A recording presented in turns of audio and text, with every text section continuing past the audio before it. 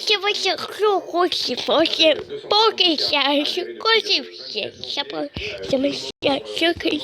fosse se posição com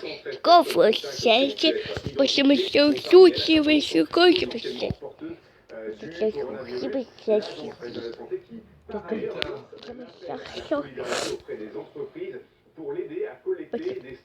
c'est possible, c'est possible.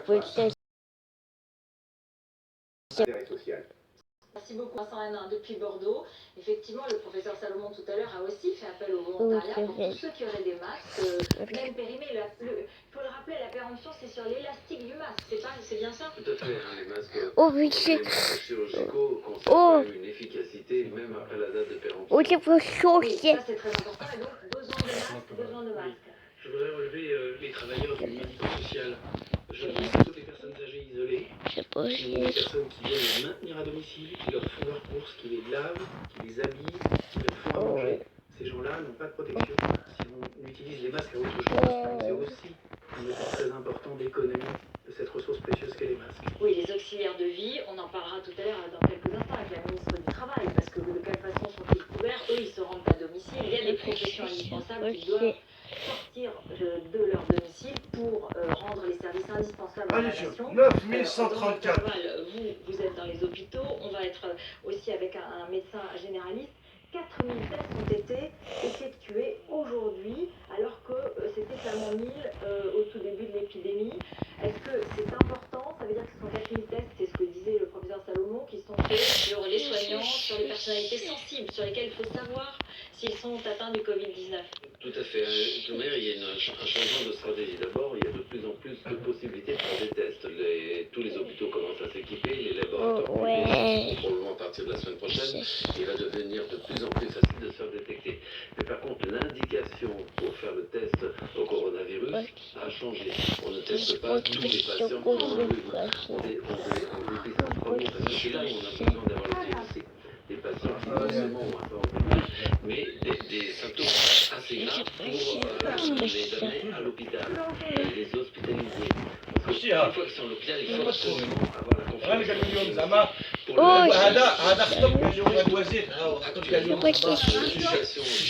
C'est vraiment pour les patients qui non seulement ont le syndrome grippal, mais aussi une invité pour aller à l'hôpital. C'est-à-dire concrètement des difficultés respiratoires, un peu plus que cette fièvre et cette toux qui sont déjà les premiers symptômes. La grande fatigue, c'est le premier symptôme, et puis fièvre et toux qui reviennent.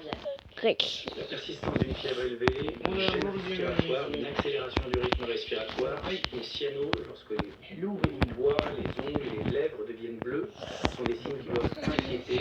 La chute de la pression artérielle, pour ceux qui ont un appareil de pression artérielle, on mesure à domicile. Si la pression artérielle tombe en dessous de 10 ou de 9, il faut appeler le SAMU, ce sont des critères d'hospitalisation.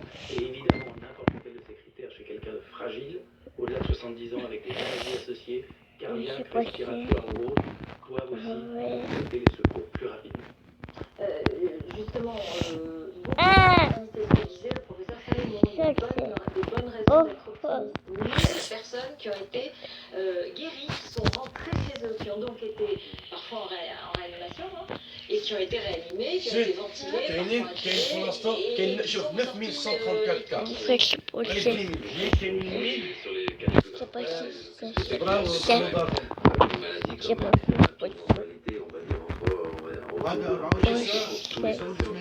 atteints de ce virus.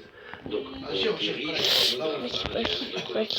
c'est quand même un chiffre encourageant. La courbe des patients qui ont été guéris, elle est pratiquement aussi importante que les 80 000. Parlons au niveau mondial, à la croisée, les 80 000 atteints en Chine. Donc, on a quand même une liste de gens guéris dans la grande majorité des cas, même lorsqu'on a un grave, grâce aux techniques de réanimation, grâce aux techniques de prise en charge. Donc, il ne faut pas paniquer la population. Simplement, il faut que nous, hospitaliers, puissions recevoir dans de bonnes conditions tous ces patients. Alors, on va être en direct avec le docteur Baptistoni, qui est médecin généraliste à Caen et qui préside MG France, médecin généraliste. Bonsoir, docteur. Merci beaucoup d'être avec nous. Ligne de front, et peut-être la première aussi, avec les hôpitaux bien évidemment et l'hospitalisation privée. Comment s'est passée votre journée aujourd'hui, deuxième jour de confinement, mais aussi des cas qui se multiplient. Est-ce que vous avez reçu des masques? Comment est-ce que vous travaillez? Voilà quelques-unes des questions que tout le monde se pose. Hein. Oui, alors le déroulement de la journée a été assez classique. Ce matin, j'ai fait des visites comme à l'habitude. J'avais 6 ou 7 patients. Ce jour-là, c'est le jour où je choisis pour faire des visites. Et puis l'après-midi, nous avons, j'ai reçu des patients au fur et à mesure. Ils sont successés dans mon cabinet. J'avais délibérément choisi de consacrer la première partie de l'après-midi aux patients qui ne présentaient pas de symptômes. Et je leur ai donné ce message. Et la deuxième partie de l'après-midi était consacrée aux patients suspects. Et parmi ces patients suspects, il y avait 2, 3 cas de Covid. C'est toujours difficile de faire la part entre ce qui est finalement un rhume avec un petit syndrome fébrile et puis ce qui pourrait être un coronavirus. Mais les patients étaient séparés et il y avait effectivement des patients suspects dans le monde.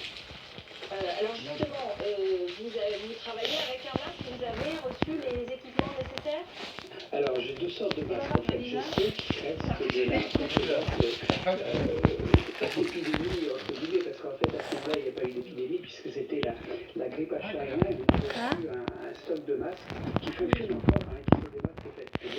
Il se trouve que je les ai gardés et j'étais bien content de les retrouver. Et puis j'ai aussi le lot de masques que nous avions reçu il y a une quinzaine de jours qui a été distribué. Et aujourd'hui on a appris que maintenant on était approvisionné dans les pharmacies avec des masques dans la commune, des masques chirurgicaux, et pas des masques FFP2. Donc je continue à utiliser mes vieux masques en fait. D'accord, on a appris aujourd'hui qu'il y aurait 18 masques par généraliste par semaine pour les infirmiers, les pharmaciens, les médecins généralistes. Bon, c'est une forme de rationnement, hein, c'est suffisant, vous espérez que ça va changer? C'est une forme de rationnement, c'est clair, c'est tout juste suffisant, 3 masques par jour, ça veut dire 3 masques par jour, 6 jours par semaine, ça veut dire qu'on les change toutes les 4 heures, ça veut dire aussi qu'on ne peut pas en donner à nos patients, ça veut dire qu'on ne peut pas donner forcément à nos secrétaires, et donc on est en train de gérer, il faut qu'on arrive à gérer avec ceux qu'on a dans la journée et puis ceux qu'on a gardés, et c'est effectivement difficile, et beaucoup de médecins nous disent que c'est une situation extrêmement inconfortable, voire dangereuse dans laquelle ils sont. Merci beaucoup, merci docteur Bassistani de nous avoir répondu ce soir. Je rappelle que le professeur Salomon a annoncé que le gouvernement avait déstocké 4 millions de masques, que la Chine avait donné 1 million de masques, et c'est Jean-Yves Le Drian qui l'a annoncé sur BFM TV à UNICEF dans une interview que nous écouterons vers 20h40 tout à l'heure. Effectivement, un mot de conclusion, parce que nous sommes en direct dans quelques instants maintenant avec Noël Pénicaud, car cette épidémie, elle a aussi des conséquences sociales et économiques. Mon mot de conclusion, c'est qu'il faut tenir. Tout le monde est conscient que c'est un effort considérable. Psychologiquement, ça va être très dur de rester confiné 2 semaines, voire plus, au moins 2 semaines. Mais il faut tenir. Le meilleur service que vous nous rendiez et que vous vous rendiez à vous-même, c'est de rester chez vous. Écoutez, je suis en veillée d'armes. On attend les patients probablement à partir de ce week-end. La plupart avec des pathologies graves, voire gravissimes.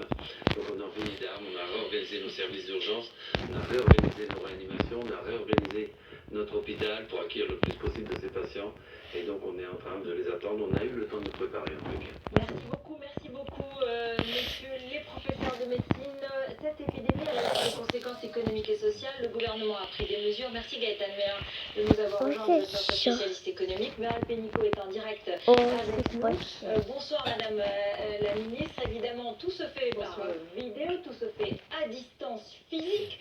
D'abord, où est-ce qu'on en est ce soir? Combien d'entreprises ont demandé à bénéficier du chômage partiel? Ce week-end, il y avait 2 millions de salariés, disiez-vous. Aujourd'hui, combien? Le week-end dernier, il n'y avait pas 2 millions, il y avait des demandes pour 200 000 salariés, et on s'attend potentiellement à 2 millions de salariés. À ce soir, il y a 21 000 entreprises qui ont demandé pour 400 000 salariés, donc ça augmente très vite. C'est logique, je crois qu'on a mis en place un système de chômage partiel renforcé, c'est très protecteur, c'est ce qu'on souhaite. Parce qu'on veut pas de licenciement, on veut que les gens ne perdent pas leur travail. Il y a des activités qui sont empêchées, qui ne sont pas possibles avec cette crise. Et donc notre but, c'est qu'on évite les licenciements et que le chômage partiel permette aux salariés concernés de garder un salaire, ils ne travaillent pas, mais ils ont 84% de leur salaire, 100% s'ils sont au SMIC. Et ça permet de passer ce cap sans perdre son emploi et en étant prêt à repartir demain pour les entreprises avec des compétences stabilisées. Un mot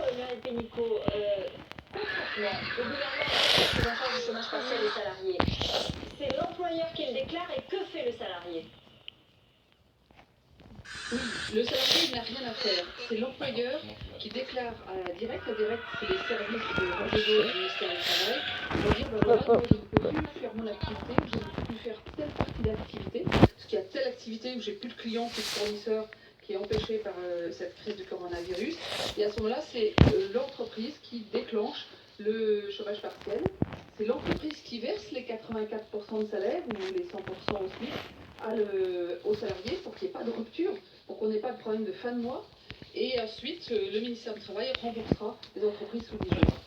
Alors, on a compris que les entreprises essentielles au fonctionnement du pays, type alimentation, pharmacie, étaient ouvertes, mais ça reste flou pour de nombreuses petites entreprises d'artisans, plombiers, électriciens, serruriers, tout cela. Vous leur dites comme Bruno Le Maire, enfin on n'a pas très bien compris qui doit aller travailler, étant donné qu'on nous dit dans le même temps restez chez vous.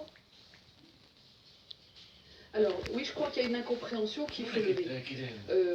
On a dit que c'est très important, les médecins le répètent tous les jours à juste titre, rester chez soi le plus possible, avoir moins de contacts, c'est ce qui permet de préserver et d'éviter la propagation du virus. Mais en même temps, il y a des cas d'exception. Pour aller faire ses courses, il faut bien manger.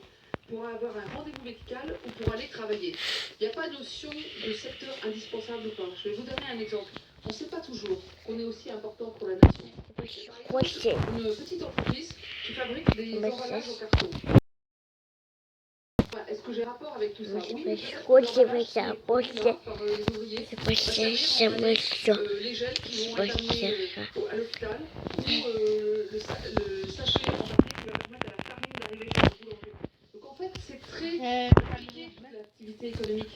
Et c'est d'ailleurs une manière d'être solidaire. Une manière d'être solidaire, c'est aussi, en respectant évidemment les gestes barrières, c'est d'aller travailler, parce qu'en fait, toute l'activité économique contribue, soit à l'alimentaire, à l'énergie, au transport. Vous donniez le plombier et le serrurier. Si on a une panne, il faut que le plombier et le serrurier puissent venir. Donc on voit bien que tout le monde est important. Et je voudrais saluer bien sûr d'abord les soignants, mais aussi tous les services qui sont à l'arrière, mais dont le rôle est si important.